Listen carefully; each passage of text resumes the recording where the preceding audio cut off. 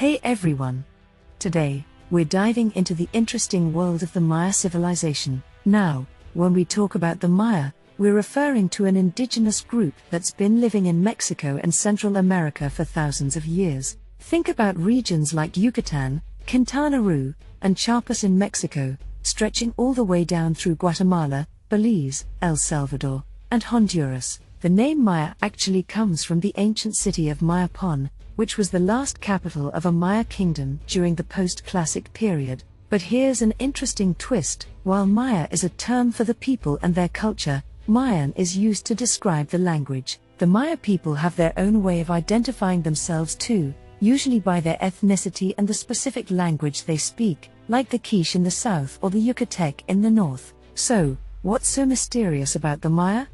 Well, they've captivated the world ever since explorers like John Lloyd Stephens and Frederick Catherwood discovered them in the 1840s. But the truth is, there's a lot about the Maya that's not so mysterious once you dig a little deeper. Contrary to popular belief, the Maya didn't just vanish. The descendants of those who built the incredible cities of Chichen Itza, Benompok, Uxmal, and Oltunha are still around today, living on the same lands their ancestors did. They continue to practice many of the same rituals, although sometimes in slightly different forms, that would have been recognized by a Maya native 1,000 years ago. Now, let's talk a bit about the origins of Maya civilization. Historians usually divide Mesoamerican history into different periods to help us understand how these cultures developed over time, including the rise of the Maya. First up, we have the Archaic period, from about 7000 to 2000 BCE. During this time, people in the region started to shift from being hunter-gatherers to cultivating crops like maize and beans. This period also saw the domestication of animals like dogs and turkeys. Villages began to form, complete with sacred spaces and temples dedicated to their gods. Next is the Olmec period, which runs from 1500 to 200 BCE, also known as the Preclassic or Formative period. The Olmecs are considered the oldest culture in Mesoamerica, settling along the Gulf of Mexico. They built impressive cities out of stone and brick, and their famous colossal heads show just how skilled they were in sculpture. This period also marks the first signs of shamanic religious practices and gave rise to legends of giants, thanks to the massive size of their ruins. The Olmecs laid the groundwork for all future Mesoamerican civilizations, including the Maya. Then we have the Zapotec period, which lasted from 600 BCE to 800 CE. This era saw the rise of Monte Alban, the capital of the Zapotec kingdom in what is now Oaxaca. The Zapotecs were influenced by the Olmecs, and through them, key cultural elements like writing, mathematics, astronomy, and calendar development spread throughout the region. These advancements would later be refined by the Maya. Moving on to the Teotihuacan period, from 200 to 900 CE, we see the rise of Teotihuacan, a city that grew from a small village to a massive metropolis. This city became an important religious center, dedicated to a great mother goddess and her consort, the plumed serpent. The plumed serpent deity, known as Kukulkan or Gucumatz, became especially popular among the Maya. Teotihuacan, like many other great cities in the Americas, was eventually abandoned around 900 CE. The Classic period, also known as the El Tajín period, saw the Maya really come into their own.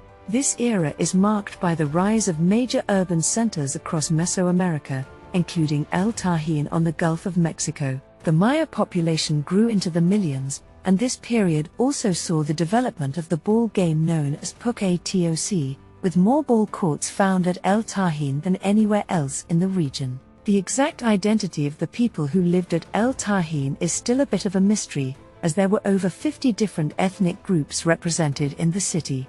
During the Classic Maya period, the Maya civilization reached its peak, especially in cities like Chichen Itza and Uxmal. This was a time of great cultural and scientific achievements, with the Maya refining mathematics, astronomy, architecture, and the visual arts. They also perfected the calendar that we're all so fascinated by today. The city-states of the Maya civilization stretched from what is now Piste in the north all the way down to Honduras. But around 950 CE, something happened. The great Maya cities were abandoned, marking the start of the post-classic period.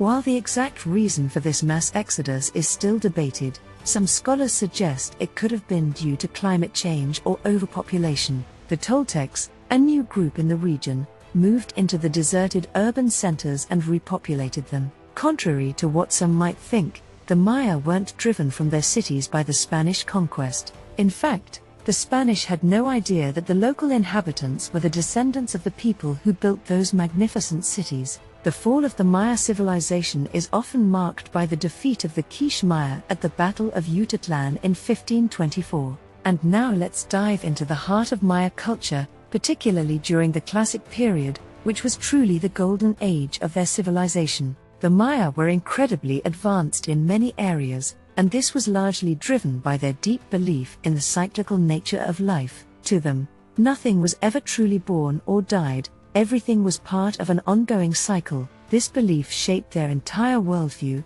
including their understanding of the gods and the cosmos. The Maya envisioned the universe in layers. Beneath the earth lay the dark and mysterious realm of Xibalba, literally translating to the place of fear. It was from this underworld that the great tree of life emerged, growing up through the earth and reaching into the heavens, ascending through 13 levels to the paradise of Tamonchan, a place they imagined filled with beautiful, blooming flowers. Now, this paradise wasn't a distant heaven but rather a mystical place right here on earth. In the Maya belief system, death was just the beginning of a journey. A soul would first enter Xibalba, a place where the residents, known as the Xibalbans, were more likely to deceive or destroy than to help.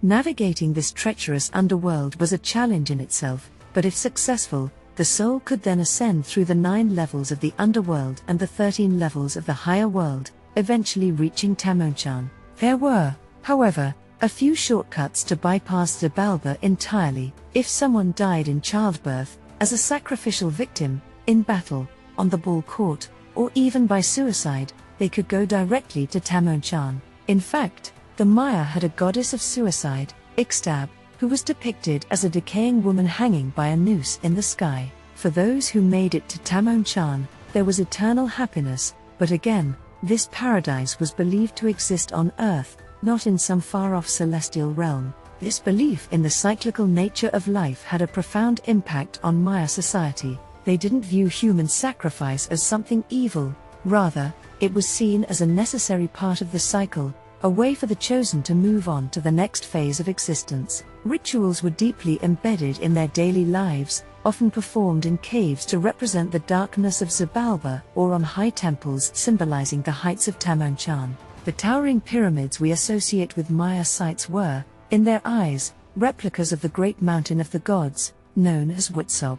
Their famous calendar was another reflection of this cyclical worldview, as were the many gods and goddesses who played roles in either aiding or hindering one's journey through life. The Quiche Maya's religious book, the Popol Vuh, beautifully captures this cycle in the story of the hero twins, Hunahpu and Xbalanque, who triumph over the lords of Xibalba, representing the forces of chaos and darkness. Their victory is symbolized in the game Puck-A-Toc, which was far more than just a sport. It was a representation of the human struggle and the Maya's understanding of existence. Now, Puck-A-Toc was intense. Imagine 2 teams of 7 men each, going head-to-head on a ball court, trying to get a small rubber ball through a vertical hoop on the wall. And here's the kicker, they couldn't use their hands or feet, only their hips, shoulders, heads, and knees. The Spanish bishop Diego de Landa once described watching the game as like witnessing lightning strikes because of how fast the players moved.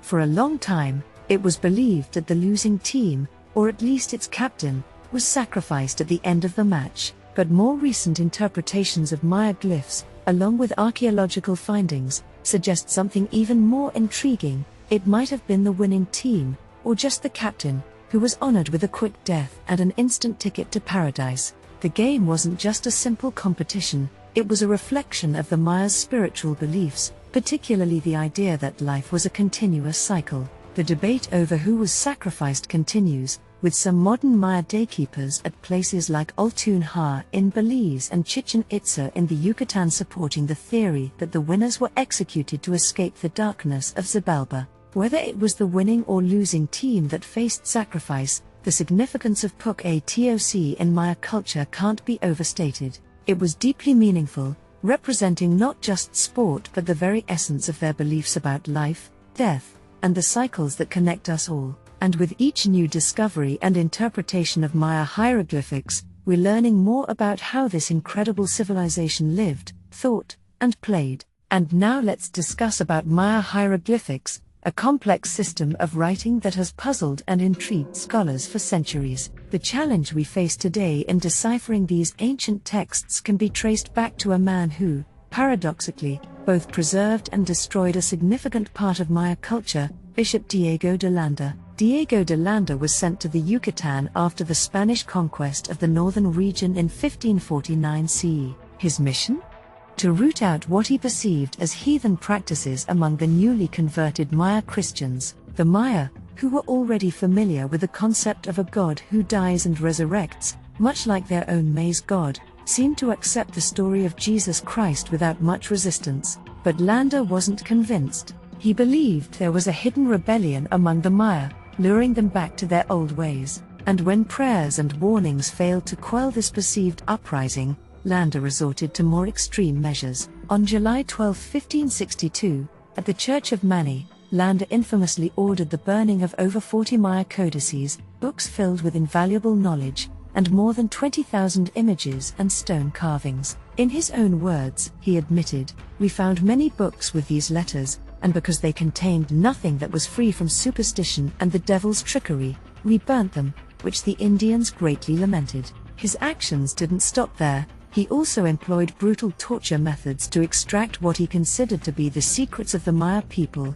aiming to bring them back to the true path of Christianity. Ironically, the same man who destroyed so much also preserved a significant amount of Maya knowledge through his 1566 work, Relación de las Cosas de Yucatán. This document, intended as part of his defense when he was called back to Spain to justify his actions, has become a crucial resource for understanding ancient Maya culture, religion, and language. Despite Landa's efforts to erase their legacy, 3 precious Maya books survived: the Madrid Codex, the Dresden Codex, and the Paris Codex, named after the cities where they were eventually found. These codices have provided scholars with a wealth of information, especially regarding the Maya calendar. These books were meticulously crafted by scribes who were not only skilled in writing but also in astronomy. The Dresden Codex, for instance, contains 6 pages dedicated to the precise calculation of Venus's rising and positioning,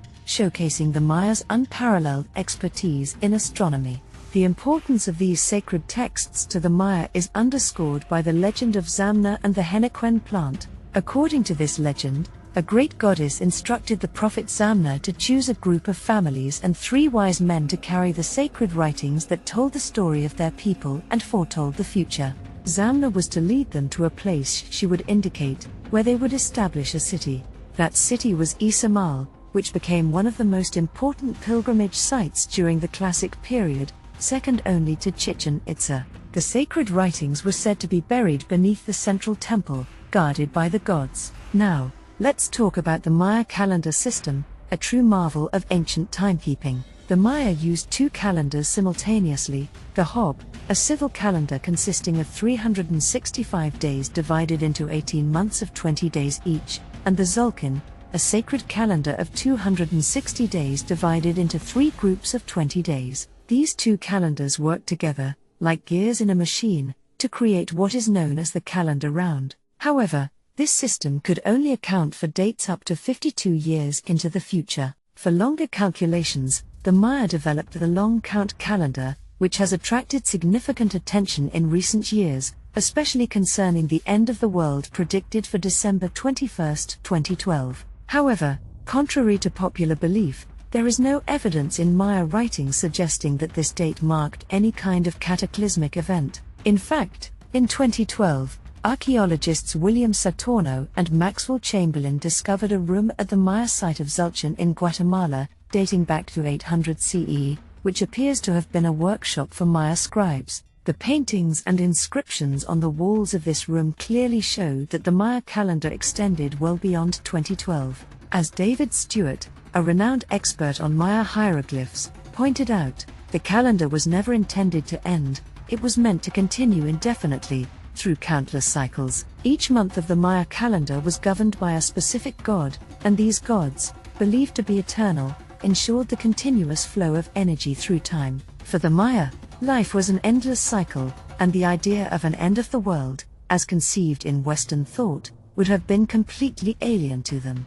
Fast forward to today, the Maya people have not vanished, despite the abandonment of their ancient cities. Over 6 million Maya still live in the regions their ancestors once inhabited, from the Yucatan in the north down to Honduras in the south. While the region was heavily Christianized during the 16th century conquest and Inquisition, many traditional practices have survived, often blending with European Catholicism in a unique hybrid of beliefs. In modern Maya communities, the role of the daykeeper, a shaman who interprets the energy of each day, remains vital.